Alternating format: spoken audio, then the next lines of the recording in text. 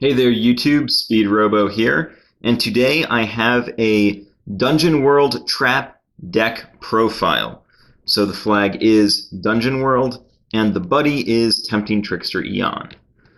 We'll get started with the highest size monsters in the deck, the size 2s.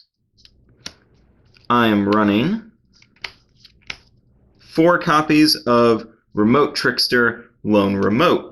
This guy is the core of the deck and is how you're going to be dealing most of your damage. This deck is very monster light, very spell heavy, and is pure control. You won't be dealing that much damage with your monsters or with your items in this deck. It will mostly be coming from this guy's skill, which is cast cost. Pay 1 gauge and put the top card of your deck into this card's soul. When you cast a spell with Trap in its attribute, draw a card and deal 1 damage to your opponent. This ability only activates once per turn, but it can activate on your turn and your opponent's turn, meaning each turn cycle you're dealing 2 damage. And then he has Soul Guard. 5/2/3, size 2, not bad stats. The next size 2, I run 1 copy of Magical Fortress Oscar Klein's. A 4/2/5 size 2 act, you may put an adventurer and a dungeon enemy from your drop zone on the bottom of your deck in any order. If you do, put the top card of your deck into your gauge and draw a card. I only run this guy as a 1-of because he's not that great for the deck, but I felt I needed a little bit extra in the size 2 department, and he can help shift through my deck to get Lone Remote and put Lone Remote back into the deck. You'll see that a lot of the cards I pick in this deck focus around getting Lone Remote on the field and back out of the drop zone because he is that important. And this is one of those cards that can do it. Next in the monsters are the size 1s. I'm sure this is no surprise, but I of course run 4 copies of the buddy, Tempting Trickster Eon. A 4/2/1 size 1, call cost of 1 gauge. When she enters the field, take a trap from your deck and put it into your hand, shuffle your deck. So the trap monster you will always want to pick with this card is Lone Remote. There's just really no reason why you would grab anything else, unless you want to thin your deck by grabbing a bunch of herself, or if you really want Pit on the field, you could grab him, but 9 times out of 10, you're going to be taking Lone Remote.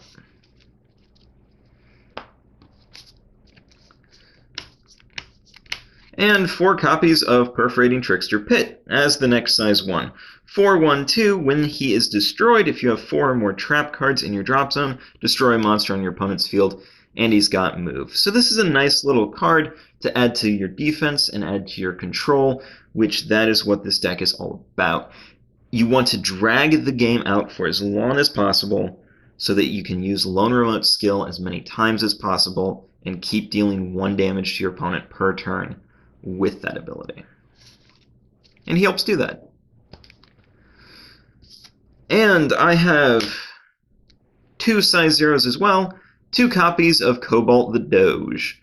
A 1/2/2 size 0, Vanilla. He's in here because he's a size 0, and the ideal formation will be a 2 and a 1 on your field. So if you don't have your item, you can play Mami Shiba. And he's a dungeon enemy, so that works well with Oscar and Continue, which I also have in this deck, and we'll talk about Continue in a little bit. Moving into items, I run 4 items, which will be 4 copies of Trapmaker. The equip cost is pay 1 life, and it has a counter ability. Counteract. If you are being attacked, put the top card of your deck into your drop zone. If that card is a trap spell, nullify the attack. If it is not, discard a card from your hand. So, Trapmaker gives you the potential to nullify every single opponent's attack directed at you, that is attacks that would reduce your life points. It gives you the opportunity to null it for free. Every single one. This card is fantastic. Now, its consistency is going to be upped based on how many trap spells you have in the deck, and quick preview, that's how many spells are in this deck, which is over half. So Yeah, this happens quite a bit. And we will go into spells now. This is, as I said, the meat of the deck. First one to talk about, I run 4 copies of Dig a Hole. This is a trap. You may only cast this card if a monster enters your opponent's field on the left or right. Cast cost, pay 1 gauge, pay 1 life, counter, destroy that monster. Your opponent plays a monster not in their center, blow it up. Great stuff. It's a little bit pricey for the cost, but remember, ideally you will have lone remote on the field, which basically pays it back. The next spell, I run 4 copies of Rolling Stone. Cast cost, pay 2 gauge, Giant Steel Ball. Put all soul from both players' center monsters into the drop zone and destroy both players' center monsters.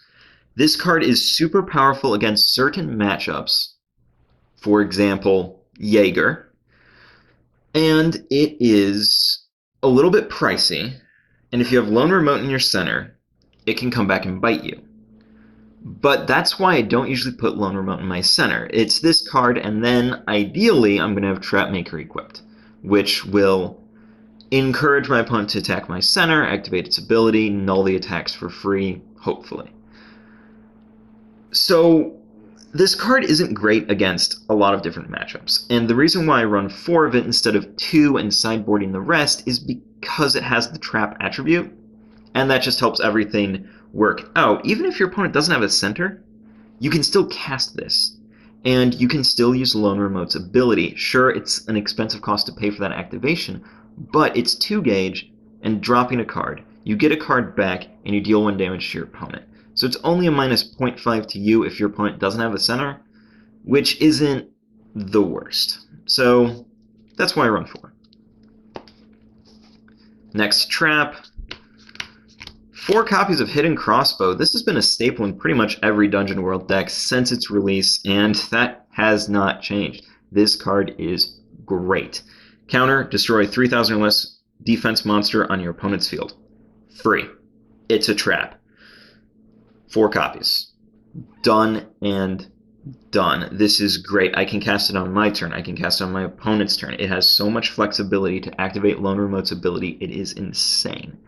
Most people run monsters that fill that defense criteria, so this is not an issue to get off and to make happen multiple times every game. Solid stuff. The next trap. 4 copies of Dungeon Pit. This is probably my least favorite trap in the deck. So, as I said, it's a trap spell. Counter, you may only cast this card when your opponent calls a size 2 or less monster to the center. Rest that monster. If it didn't have that size restriction, this card would be good. But it can only hit the center, and it can only hit size 2 or less. Not a lot of people call size 2 or less monsters to the center. It just doesn't happen that often. And so, why do I have 4 of it in the deck? Simple. It's a trap, and it's a spell. It makes everything come together. But most of the time I just end up charging it in my gauge if I've got it in my hand, because it's so rare that this is useful. The only good thing I can say about its ability is that it's free. That's it. Only positive thing I can say about the ability. Overall, this card's kind of not great. So if you are looking to take a trap out of this deck, I would recommend removing this one. Next spell. 4 copies of Bind Trap, which is, unsurprisingly, a trap. You may only cast this card if a monster with 4,000 or less defense enters your opponent's field. Cast cost, pay 1 gauge, counter, rest that monster.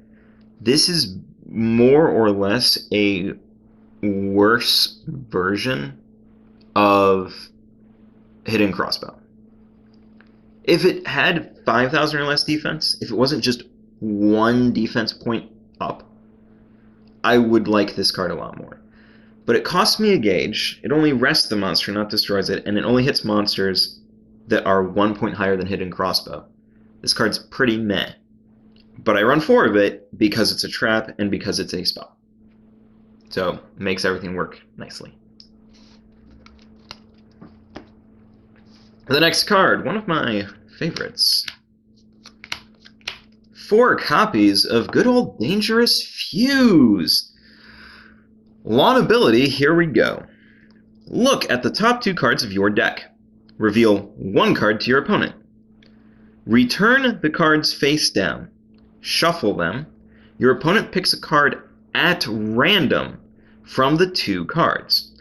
If the card chosen by your opponent has the same card name as the revealed card with this effect, put the 2 cards into your hand.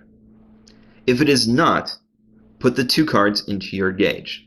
You may only cast a Dangerous Fuse once per turn. So this card is really crazy good. Because at its worst, it's Key of Solomon. At its best, it's a free Abyss Symphony. So nice. I love it. And it's a trap. Yes. Love it.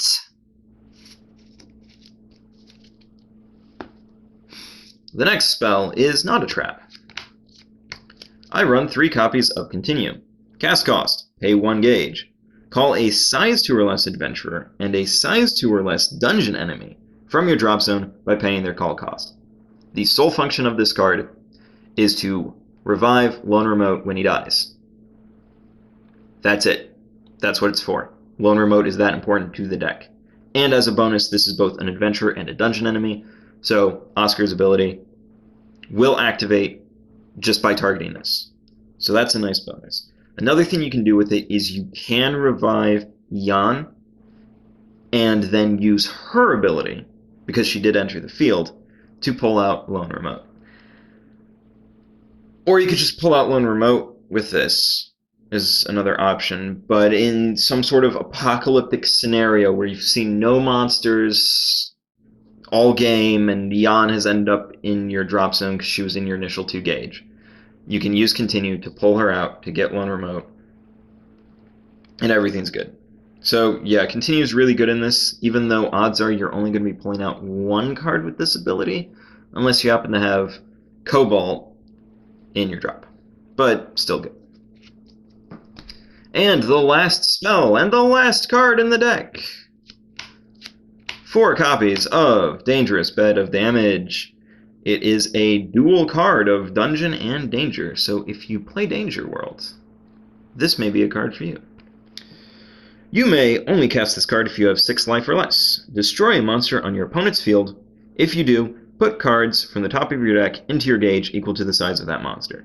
This card is also great. The only problem is the 6 life or less requirement. So what I usually do is I just take attacks that my opponent throws at me for the first turn of the game, just to get my life to 6, so that I can then use this card. So you will generally want your life to be at around 6, because this is a great way to charge gauge, and believe me, you're going to need it. This deck is gauge thirsty, because so many traps require gauge, and Lone Remote requires gauge, and you need Lone Remote's ability to activate, and to activate his ability, you need to activate your traps. So you need gauge and lots of it, and this is a great way to get it. So, I've been Speedrobo. Thank you for watching. If you have any questions, please leave them in the comments below. I am more than happy to answer them. See you later.